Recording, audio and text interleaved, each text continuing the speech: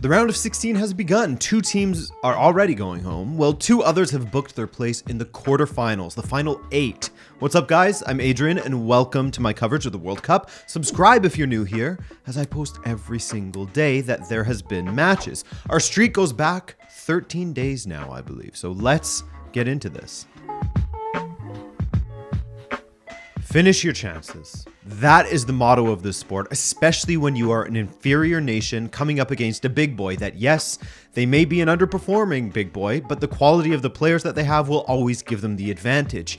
And that's what the States learned this evening, among other things. Christian Pulisic's miss in the 3rd minute, in behind the defense, all alone, one-on-one with the keeper. I mean, you have to finish that. You must finish that. And suddenly this game is flipped on its head if you do. Pulisic converts that chance, and the Netherlands can't sit back and hit you on the counter, which they are so good at, especially now that Memphis Depay has returned. Now, it's not all Pulisic, as we have to give a lot of credit to Noppert for getting out quickly and cutting the angle down for Pulisic, but that is a chance that Pulisic will want back every day of the week, a bit closer to the corner, and no keeper has a chance at saving that. Netherlands bide their time, and as I mentioned in the preview to this match, the States like their fullbacks to get way up the pitch, so naturally, exploiting the flanks in transition was always going to be the way forward for the Netherlands. But the goal they scored was a stunner, wasn't it? A training ground goal that had 20 passes in the build-up, a ball from wide on the right, cut back to the edge of the 18, and of course it was Memphis who slapped it past Matt Turner.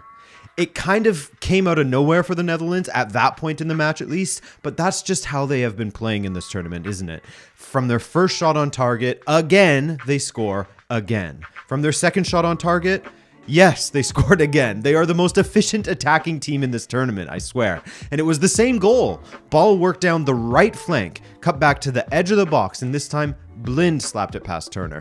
What I was saying about taking your chances, well, the States and Netherlands had an identical XG of 0.48 in the first half, but one team had 2 goals, while the other squandered the best chance of the entire half for either side.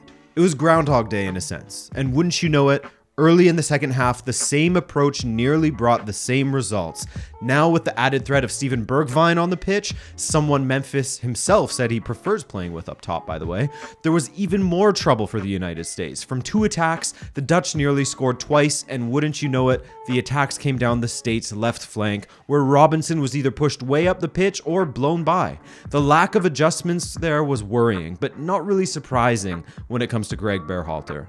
And the opportunities continued for the Dutch, with Matt Turner being called upon time and time again. Without him, it would have been a blowout. What's funny, however, is that in defense, going back to playing down the flanks for the Netherlands, but in defense, the Netherlands would completely plug up the wide areas, which would force the States inside if they wanted to strike at goal. And even then, they would have a wall of orange players to try and bend that ball around. But a great gift from the Netherlands came by the way of Depay with a horrid back pass straight into the path of Haji Wright, but his first touch was very, very bad. Thankfully for them, the second phase from the ensuing corner led to the weirdest goal Haji Wright has ever scored. He didn't know anything about it as the ball looped up and over the keeper. Game on at that psych. Going in the other direction, Daley Blind continued his great play by supplying another player that was continuing their great play in Denzel Dumfries, all alone at the back post, and I hate to say it again, but that left side with Robinson failing the States once again defensively. But again, credit to Dumfries and Blind. Dumfries is one of those players where they gain supernatural powers when they put on their national team's jersey. And you know what's funny? Despite a very comfortable scoreline and the States only scoring thanks to one of the flukiest goals of this entire tournament, you got the sense that the Netherlands were just taking this as a jaunt. As Manuel Vest said on Twitter, they were only jumping as high as they needed to. De Jong, Dumfries, and Blind all shining for the Netherlands when they needed to. So that's it for the United States. A great base to build upon at this World Cup, but pretty disappointing if you ask me. A draw against a poor Wales that was nearly a loss with all those Kiefer Moore opportunities. A solid draw with England that they can be proud of. A win that was nearly a draw against Iran with those opportunities late for Taremi. And then a humbling loss against the Netherlands. Again, they probably have the most talent in CONCACAF, but they need a new manager in order to exploit that. As for the Netherlands, like Manuel said, they've only jumped as high as they need to. And for me, that's kind of how their entire tournament has gone. It does make me a bit nervous for them, as sometimes when you go easy for so long, it's hard to hit that top gear against a top opposition when you need to, but we'll have to wait and see. The Netherlands move on 3-1. Let me start by saying this about Australia. In the opening 30 minutes, they were genuinely good, I thought. They limited Argentina to strikes from distance. They pushed Argentina back and made them defend on a few occasions from set pieces. They had a few Argentinian players a bit rattled, such as Acuna and Messi to a certain extent. Naughty boy Messi, you know. Behic drawing a slight rake and a shove out of Messi and standing up to him after, then smashing through Papu Gomez to try to rattle him, Roy Keane style. I might smash into somebody just to make me feel better. But after all of those attempts, when playing against nations like Argentina and players like Messi, there is a bit of inevitability about them when they are playing well. You don't go 36 matches unbeaten by accident or by fluke. And of course, it was Lionel Messi who opened the scoring against Australia. Try as they might to defend. I mean, there were moments when Australia's entire 11 was well within their own midfield, defending deep. Yes, but try as they might, a quick passage of Argentina rolling the ball around the Australian box ended with Otamendi teeing it up for Messi to hit low past Matty Ryan for 1-0 Argentina. And from then on, in the first half, Australia couldn't get out of their own end.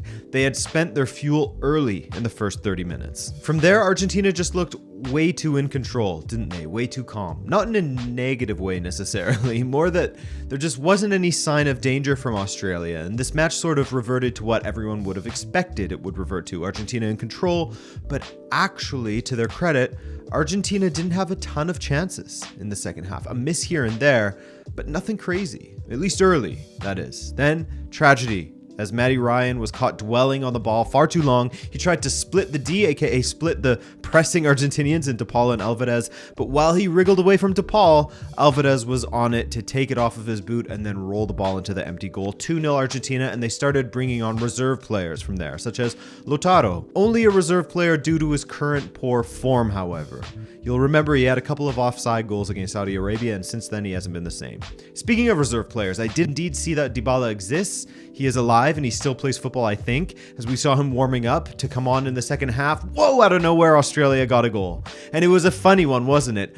Goodwin thwacked it. It was a strike that was flying into Rosette in the stadium, but it cannoned off of Enzo Fernandez's dome and past a stranded Emi Martinez. A lifeline for Australia. From there, Behic must have absorbed some of Lionel Messi's powers when they clashed in the first half, because he went on a mazy run through the Argentina box, had Martinez, Emi that is, at his mercy, but Lisandro Martinez saved the day with a perfect tackle. Australia had some belief in them following that goal from Fernandez, and with 10 minutes remaining, we had a game. But man, that run and opportunity from Behic. If Lisandro doesn't intervene and Behic scores that goal, that's the kind of goal that fills one team with belief and turns the tide of the game. That can turn a football match on its head and potentially deliver a surprising result, but it's a game of margins. And when you have quality like Lisandro on the pitch, that's a big difference maker. Later on, another Martinez, Lautaro this time, had a beautiful chance, perhaps the best chance of the entire match. And he squandered it once again, which is no surprise from Lautaro at the moment. He's in some truly horrible form. The kind of form that turned me into a hater. Not a real hater, just someone who didn't understand the hype around him for a long time because the guy couldn't finish for a long time. Of course, he offers more than a finish, and I praise him when he finds said finish, but he's going through another smelly cycle where he cannot hit the water from the dock, he can't score in a brothel, etc., etc. Fill in your favorite saying here. Messi kept on giving him the ball, as any good teammate would do when you know someone's confidence is on the floor and how they can offer so much more when they're in form, but it just wouldn't happen for Lautaro, causing Messi to do the, fine, I'll do it myself meme and go on a few mazy runs towards the end of the match.